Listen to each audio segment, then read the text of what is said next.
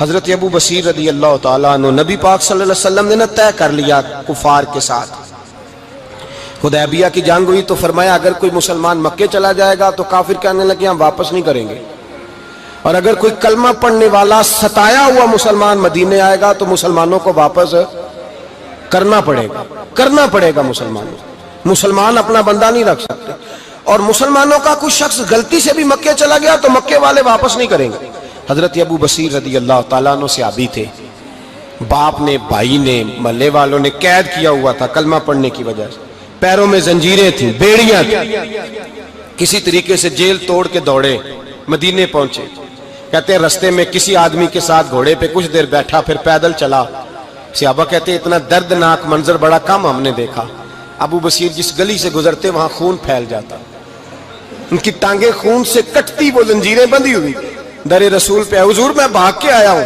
کہتے ابھی نبی پاک صلی اللہ علیہ وسلم ان کی بات سن ہی رہے تھے کہ پیچھے سے قریش کے 2 سپاہی بھی آ گئے. کہنے لگے یہ بھاگ کے آیا ہے اور آپ کا وعدہ تھا کہ آپ واپس کریں گے. چشم زدن میں ذرا سوچنا، چشم زدن میں تھوڑی دیر کے لیے غور کرنا کہ ہمیں ہمارا استاد ہمارا پیر دھتکار دے کہ جا دوڑ جا، تو کہتے ہیں بسم اللہ جناب یہ جا رہے ہیں. ایمان کی پختگی دیکھیں، اس نے تو ہمیں نکال ہی دیا جی، وہ کیسا بندہ ہے. یہاں تو کسی کے ہاں کوئی فاتحہ پڑھنے نہ جائے تو لوگ بگڑ جاتے ہیں. کہتے ہیں اس نے سلام نہیں لی، فاتحہ نہیں پڑھی، بس ختم، اس کو احساس ہی نہیں. حضرت سیدنا ابو بصیر سامنے کھڑے، سامنے 2 سپاہی آ گئے. ذرا دیکھیے ایمان کی پختگی، ایمان، یقین اور استقامت. امام بہقی نے دلائل کے اندر لکھا ہے، فرماتے ہیں نبی کریم صلی اللہ علیہ وسلم نے ان کی طرف دیکھا تو حضور کی مقدس آنکھیں آنسوؤں سے بھر گئیں. حضور نے فرمایا ابو بصیر تیری تکلیف مجھے نظر آ رہی ہے پر میں نے وعدہ کیا ہوا ہے، میں نے وعدہ. بھئی یہاں ڈٹ کے رہنا بڑا مشکل ہے، یہاں قائم رہنا بڑا کٹھن مرحلہ ہے. یہاں آزمائش کے موقع پر دین پر انہوں نے تو رکھا ہی نہیں. لوگ تانے دیتے ہیں، باتیں کرتے ہیں، رکھا ہی نہیں، تو پھر ان کا بنتا ہے. حضور نے فرمایا تجھے جانا پڑے گا. صحابہ کہتے ہیں پورے مدینے میں ایسے تھا جیسے سوگ کا سما ہو.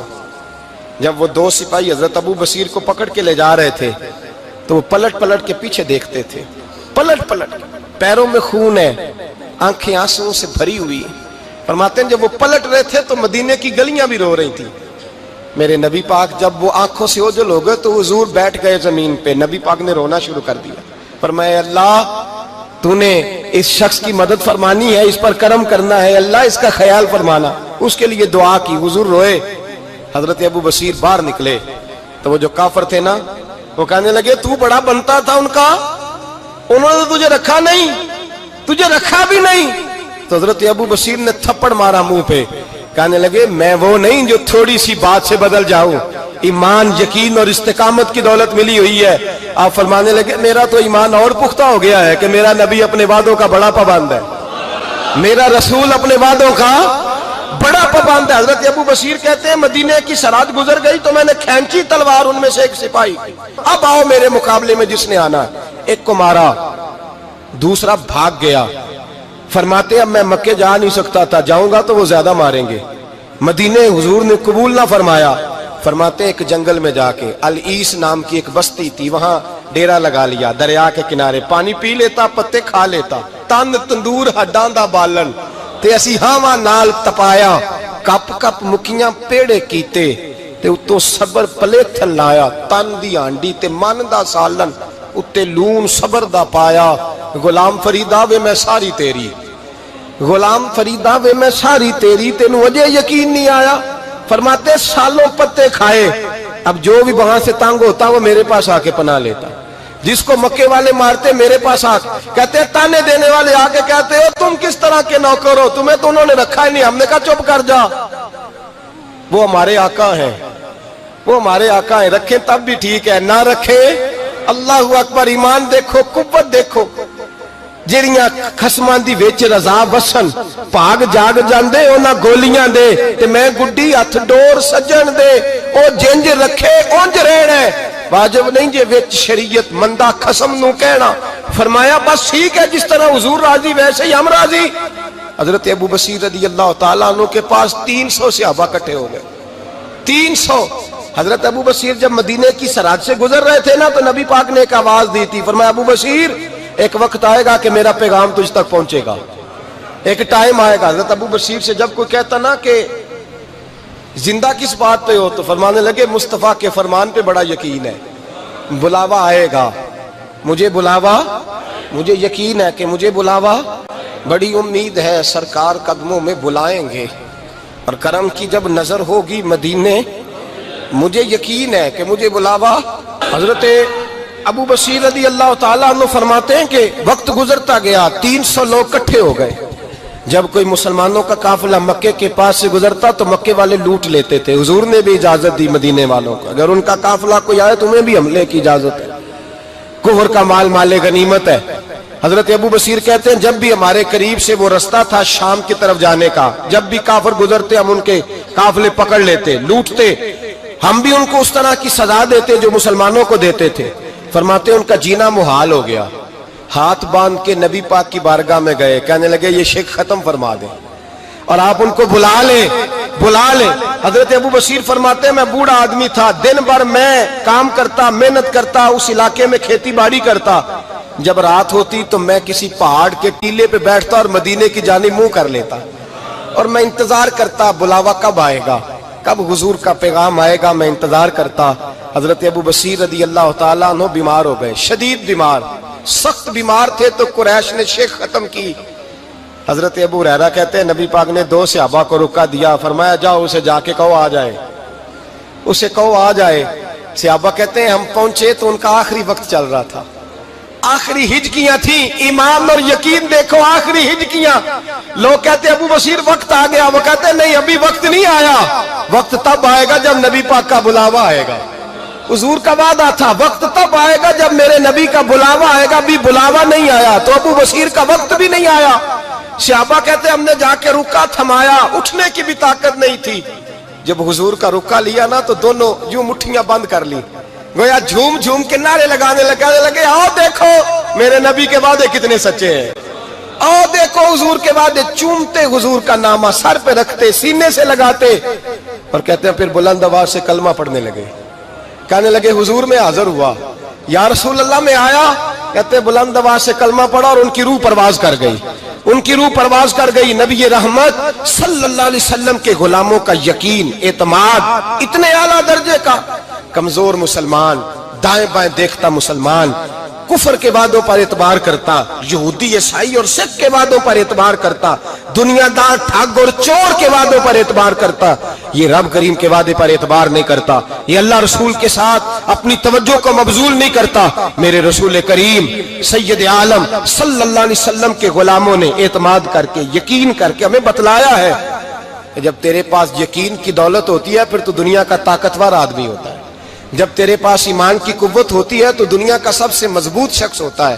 اپنے آپ کو مضبوط کریں، اپنے اندر ایمان کی توانائی پیدا کریں، یہ جھوٹے وعدوں پر، جھوٹی تسلیوں پہ اپنے آپ کو زندہ نہ رکھیں۔ ہر آدمی ماں باپ کے ذریعے پیدا ہوتا ہے، اگر پیدا کرنا چاہے تو جناب عیسیٰ کو بغیر باپ کے پیدا کر دیتا ہے، اگر پیدا کرنا چاہے تو حضرت آدم کو بغیر ماں اور باپ کے پیدا کر دیتا ہے۔ جب یقین رکھیں، یقین، قرآن مجید پڑھیے، حضرت موسیٰ علیہ السلام فرعون کے دربار میں کھڑے ہیں، چاروں جانب دشمن ہی دشمن ہے، جادوگر آ گئے، انہوں نے سانپ چھوڑے، حضرت موسیٰ کے ہاتھ میں ڈنڈا تھا، حضرت موسیٰ کہتے ہیں یا اللہ کیا کروں، تو اللہ تعالیٰ نے فرمایا اپنا عصا پھینک دو، کہنا چاہیے تھا نا کہ یا اللہ ایک ہی تو شے ہے، اتنے سانپ ہے، بچانے کے لیے ڈنڈا ہے وہ پھینک دوں، ڈنڈا پھینکا جاتا ہے، سانپ کو دیکھ کر کے قابو کیا جاتا ہے، یہ میرا اور آپ کا ذوق ہے نا، لیکن انبیاء کرام کا انداز ملاحظہ کیجئے میرے عزیزو، اللہ فرماتے ہیں ڈنڈا، اے موسیٰ ڈال دے اپنا عصا، پہلے نہیں فرمایا کہ سانپ بن جائے گا، فرمایا بس تو ڈال دے۔ میں اور آپ ہوتے ہیں تو سانپ سامنے ہے، ڈنڈا ہاتھ میں ہے، ہم کہیں گے عجیب بات ہے، یہی تو دفاع کی چیز ہے، اسی کو ڈال دوں تو بچوں گا کیسے، کہا ڈال دو، تو حضرت موسیٰ نے ڈال دیا، کہا میرے رب کا حکم ہے تو میرے لیے بہتر ہی ہوگا۔ اللہ فرماتے ہیں جب موسیٰ نے ڈالا تو میں نے اس ڈنڈے کو، اس عصا کو اژدہا بنا دیا۔ اب کبھی عصا بھی اژدہا بنے، کبھی چھڑی بھی بہت بڑا اژدہا بنی ہے، لیکن قرآن کہتا ہے جناب موسیٰ نے ڈالا تو اللہ نے اژدہا بلکہ اس سے پیچھے چلیے، عورتیں کمزور یقین کی ہوتی ہیں نا. جناب موسیٰ پیدا ہوئے تو اللہ فرماتے ہیں میں نے موسیٰ کی ماں کے دل میں بات ڈالی، ماں کے دل میں صندوق میں ڈال کے تو اس کو دریا میں بہا دے. اور بھائی صندوق میں کہہ سکتے ہیں نا آکسیجن کیسے جائے گی، اور دریا میں بچے بچنے کے لیے ڈالے جاتے ہیں کہ ڈوبنے کے لیے ڈالے جاتے ہیں. ماں کے دل میں یقین کمزور نہیں تھا اماں کا. انبیاء کے ماں باپ موحد ہوتے ہیں، دین کو ماننے والے. ماں کے دل میں اللہ نے بات، اللہ قرآن میں کہتے میں نے وحی کی، میں نے القاء کیا، میں نے بات ڈالی. حضرت موسیٰ کی ماں کہتی ہے میں نے ڈال کے نا سمندر میں بیٹا، میں نے سمندر میں بیٹا ڈال کے صندوق میں بند کر کے رب کے حوالے کیا. آپ فرماتے ہیں میرے مالک کا بھروسہ کیا تو پھر میرے مالک کا کام دیکھو، کمال دیکھو. میں نے دریا میں ڈالا، اللہ نے فرعون کے گھر میں میرے بیٹے کی پرورش کرا دی. یہ یقین کہ حضرت موسیٰ کے پاس قوم آئی، قرآن پڑھیے، کہا جناب پانی چاہیے. وَإِذِ اسْتَسْقَىٰ مُوسَىٰ لِقَوْمِهِ، موسیٰ نے اپنی قوم کے لیے پانی مانگا. ہم نے کہا فَانْفَجَرَتْ مِنْهُ اثْنَتَا عَشَرَةَ عَيْنًا، اپنا ڈنڈا پتھر پہ مارو. عقل والا آدمی ہوتا تو اڑ جاتا، کہتا یا اللہ پتھروں سے بھی کبھی پانی نکلا ہے. اضرب بعصاک الحجر، مارو پتھر پہ ڈنڈا. اللہ کے نبی نے منٹ نہیں لگایا، ٹھا کر کے ڈنڈا لگایا. فَانْفَجَرَتْ مِنْهُ اثْنَتَا عَشَرَةَ عَيْنًا. اللہ فرماتے ہیں جناب موسیٰ نے ایک عصا مارا، میں نے 12 چشمے جاری کر دیے. تو لے تو اللہ کرتا ہے، اللہ کہتا ہے پڑھ نماز روزی دوں گا، کہتا ہے سوچتا ہوں. اللہ فرماتا ہے آجا مسجد میں تیرا ہو جاؤں گا، کہتا ہے دیکھتا ہوں. رب فرماتا ہے تو میرے محبوب کی غلامی کر، میں تجھے محبوب بنا لوں گا. تو کہتا ہے تھوڑا بڑا ہو کے داڑھی رکھنی ہے، ابھی سیانا ہو کے میں ذرا سرٹیفکیٹ لے لوں اسرائیل سے کہ کتنے سالوں کے بعد آئیں گے، پھر شروع کروں گا. پروگرام بنا رہا ہے، ابھی تو ارادے میں ہے. اللہ کے پیغمبر کا ڈنڈا، اور اس سے زیادہ آگے بات ہو گئی. پیچھے فوج لگی ہوئی ہے فرعون کی، مجمع ہے، ہزاروں لاکھوں کا لشکر لے کے، تلواریں نیزے. فرعون پیچھے، آگے دریا آ گیا. حضرت موسیٰ علیہ السلام کھڑے ہیں، اب کدھر جائیں؟ اللہ پاک نے فرمایا مارو ڈنڈا. کہاں؟ پانی پہ. پانی پہ ڈنڈا مارو. اب حضرت موسیٰ علیہ السلام پانی پہ ڈنڈا مارے تو پانی ابھرے گا، اس سے زیادہ کیا ہوگا؟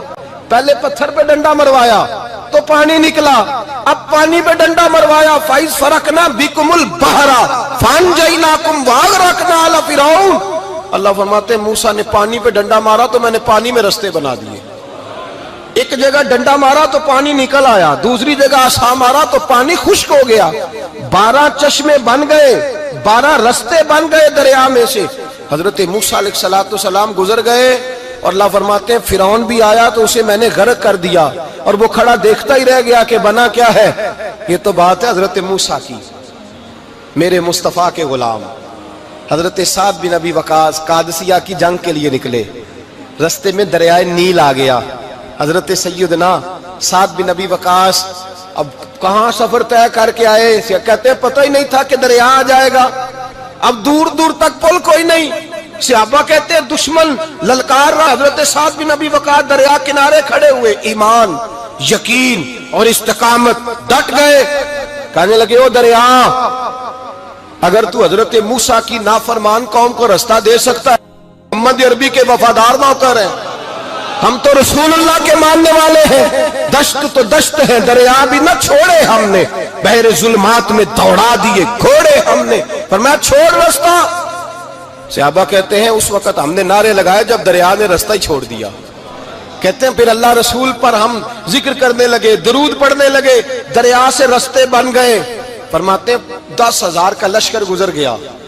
اس پار جب گیا نا تو حضرت سعد بن ابی وقاص نے پھر مجمع پہ نظر ڈالی. فرمایا کسی کی کچھ ہے تو نہیں رہ گئی پانی میں، کوئی دریا میں چیز تو نہیں رہ گئی. ایک صحابی کہنے لگے میرا مٹی کا پیالہ رہ گیا ہے. یار ذرا دیکھیے انداز دیکھیے، مٹی کا پیالہ. اور یار چھوڑ پرا، مٹی کا پیالہ کیا ہوتا ہے؟ اب تو مٹی کے پیالے کی بات کرے گا، چھوڑ دے کیا کرتا ہے. اس نے کہا پیالہ میرا رہ گیا ہے. تو حضرت سعد بن ابی وقاص کہنے لگے کیوں ہمارا پیالہ رہ جائے، ہم رسول اللہ کے نوکر ہیں. ایمان، یقین اور استقامت کی دولت. پھر دریا کی طرف دیکھا، کہنے لگے چل یار ہمارا پیالہ بھی واپس کر دے. صحابہ کہتے ہیں دریا کی لہر آئی اور پیالہ بھی واپس کر گئی. اور میرے بھائی جب ایمان کی دولت، یقین کی دولت، اعتماد کی دولت. جو بابا کہتا ہے نا کہ معاذ اللہ تعالیٰ الو کا خون لے آؤ اور شیر کی کھلڑی لے آؤ، میں کالا پیلا نیلا جادو کروں گا. اس پر لوگ دوڑ کے جاتے ہیں, 50-60 ہزار روپیہ بھی دے آتے ہیں دوڑ کے.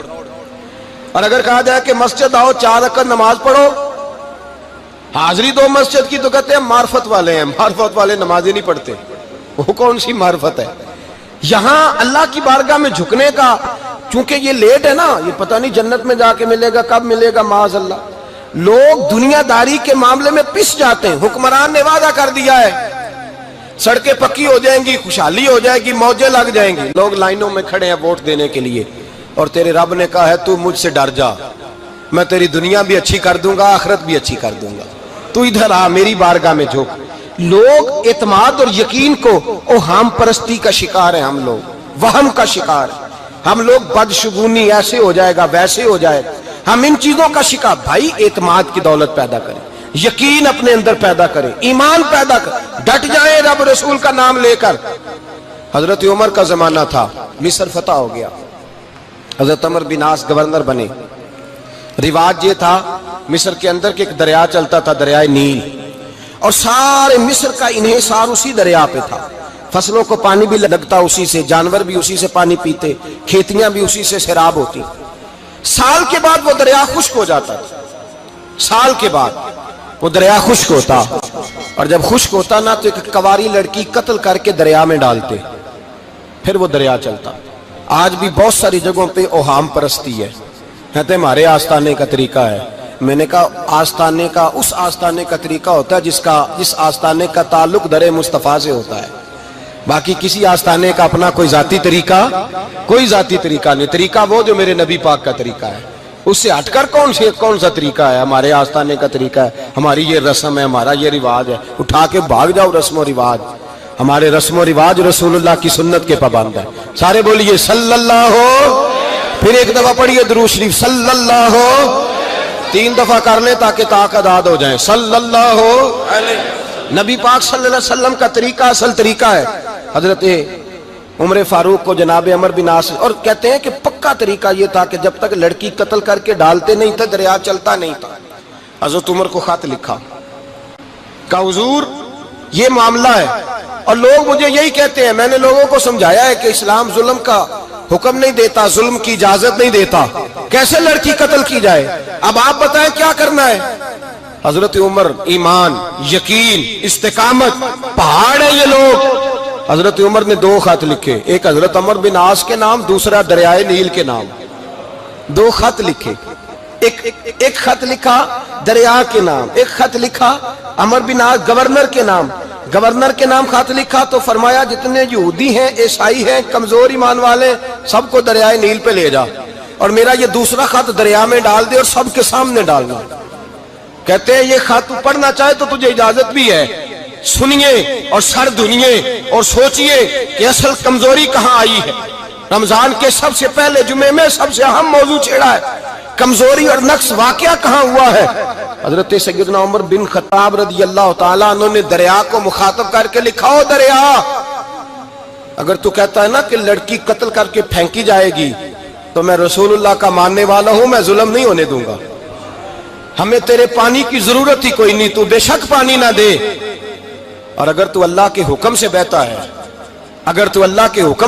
ہے, تو پھر اللہ کا بندہ اور مصطفیٰ کا غلام عمر تجھے حکم دیتا ہے کہ فوراً بہنا شروع کر دے, فوراً منٹ نہ لگانا. حضرت سیدنا عمر بن عاص فرماتے ہیں لشکروں کے لشکر لے کے میں دریائے نیل پہ پہنچا, اور بھرے مجمع میں جناب عمر کا خط میں نے ڈالا تو دریا نے بہنا شروع کر دیا. فرماتے ہیں دریا بہنے لگا اور غیر مسلم کلمہ پڑھنا شروع ہو گئے. لوگ مجھے کہنے لگے کیا دکھایا ہے جو کلمہ پڑھ رہے ہیں؟ تو میں نے کہا دکھایا کچھ بھی نہیں, یہ حضرت عمر کے ایمان کی قوت کی برکت ہے کہ بہت سارے لوگوں نے کلمہ پڑھنا شروع کر دیا. یہ ایمان کی قوت. ڈرا ہوا مسلمان, سہما ہوا مسلمان, یہ کبھی امریکہ کے پیچھے بھاگتا ہے, کبھی یورپ کے پیچھے بھاگتا ہے, کبھی ادھر جاتا ہے, کبھی ادھر جاتا ہے. اپنی دنیا آپ پیدا کر اگر زندوں میں ہے. سر آدم ہے, ضمیر کن فقہ ہے زندگی. جب ایمان کی طاقت پیدا ہوتی ہے, جب قوت پیدا ہوتی ہے, پھر انسان کے اخلاق سمر جاتے ہیں, پھر اس کا نظریہ سیدھا اللہ رسول کی ذات پر جا کے کھڑا ہوتا ہے. جنہیں آزمایا گیا تھا حضرت ابو بصیر رضی اللہ تعالیٰ.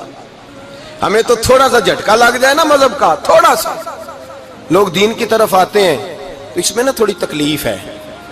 صحیح بخاری کی حدیث، اس میں تکلیف ہے، سچ کہہ رہا ہوں، صحیح بخاری کی حدیث ہے۔ ایک صحابی نے کہا تو حضور میں آپ سے پیار کرتا ہوں، نبی پاک نے فرمایا اچھی طرح سوچ لے۔ سونے نہیں پیار ہے، فرمایا چل پھر سوچ لے۔ حضور بڑا پیار، میں سوچ لے، کہا محبوبہ بڑا پیار ہے۔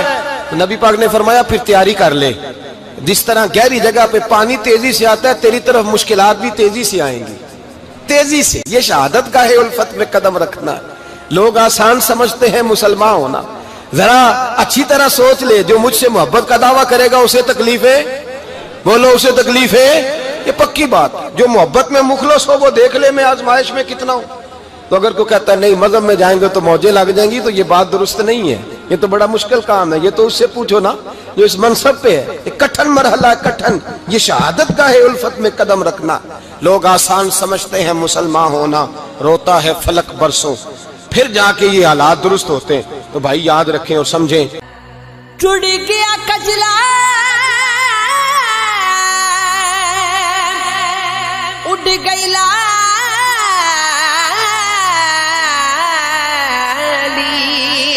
اتے گو گیا حال بیمارا، آزم نینا دے ڈریاں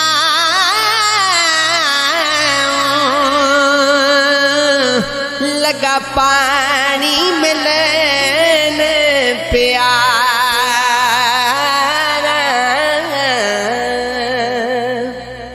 لگیاں ساج بچھوڑے پہ گئے، آ بیک سسی دی زاری، ہوت پنل دی شکر نہ لبے، کتے جاوے دے داماری، دل دیاں صدرہ دل وچ رہیاں،